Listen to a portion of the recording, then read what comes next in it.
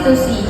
Dan izin memperkenalkan diri, saya moderator Puja Saria Putri, NPM 25741048. Irfan Dilenanto, NPM 25741051.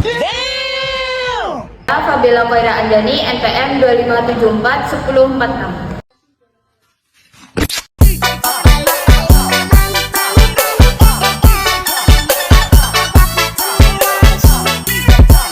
Saya Idewa Gede Saputra, NPM 25741050.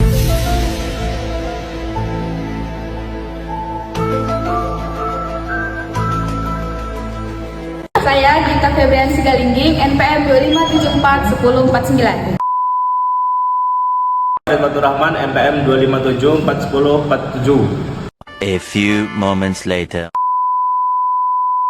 Materi yang pertama akan dijelaskan oleh Irpandi. Bagaimana peraturan di bawah undang-undang harus sesuai dengan nilai dan norma konstitusi agar sistem hukum di Indonesia berjalan dengan baik dan tidak bertentangan satu sama lain. Setiap peraturan perundang-undang yang berada di bawah Undang-Undang Dasar 1945 seperti undang-undang, peraturan pemerintah, peraturan daerah, dan sebagainya. Nilai dan norma konstitusi adalah prinsip-prinsip dasar yang terkandung dalam Undang-Undang Dasar 1945 seperti keadilan, kemanusiaan, persamaan hak, dan kedaulatan rakyat. 1. Melalui sosialisasi. Sosialisasi dilakukan agar masyarakat dan aparat pemerintah dapat memahami bahwa semua peraturan harus berjalan dengan semangat konstitusi. Contoh, pemerintah daerah mengadakan penyuluhan hukum atau seminar Pancasila Undang-Undang Dasar 1945 di sekolah, kampus, dan masyarakat umum. Misalnya, sosialisasi tentang hak kebebasan berpendapat sesuai pasal 28E Undang-Undang Dasar 1945 agar masyarakat tahu batasannya dan tidak melanggar hukum seperti menyebar ujaran kebencian. Dan materi yang selanjutnya akan dibacakan oleh Farid Fatur Rahman. Melalui pembelajaran, nilai dan norma konstitusi harus diajarkan sejak dini agar tertanam dalam kehidupan masyarakat. Pendidikan kewarganegaraan dan Pancasila berperan penting dalam membentuk kesadaran hukum warga negara. Contohnya, di sekolah, siswa mempelajari pendidikan Pancasila dan kewarganegaraan atau PPKN yang mengajarkan pentingnya menjunjung tinggi konstitusi. Kedua, guru memberikan contoh nyata seperti menghormati perbedaan pendapat, tidak melakukan diskriminasi, serta ikut musyawarah dalam mengambil keputusan yang semua bersumber dari nilai konstitusi.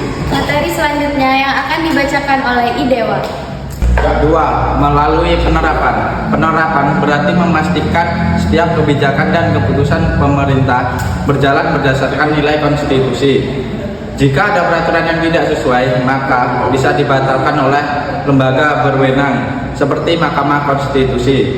Contoh, peraturan daerah yang diskriminatif terhadap kelompok tertentu dapat dibatalkan karena bertentangan dengan nilai persamaan di depan hukum yang dijamin Undang-Undang Dasar 1945. Misalnya, ketika ada perda yang membatasi akses pendidikan bagi anak luar nikah, peraturan tersebut dapat dicabut karena melanggar prinsip keadilan sosial dan hak anak dalam Undang-Undang Dasar 1945. Berikut contoh-contoh yang akan dibacakan oleh Fabiola.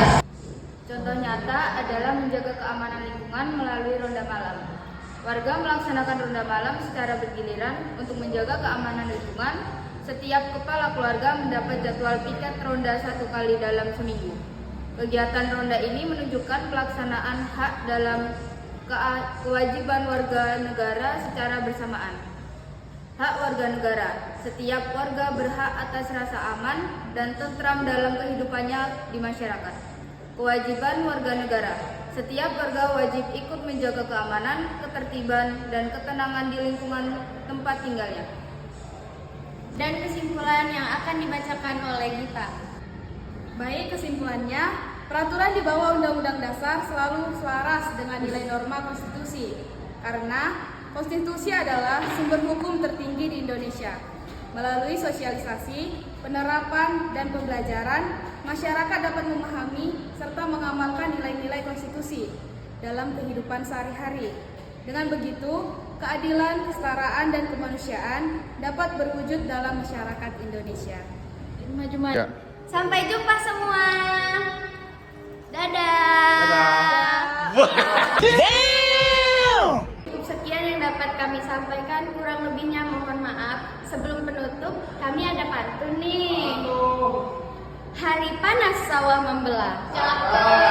Hutan rimba di Malaysia. Maafkan kalau ada salah. Namanya juga manusia.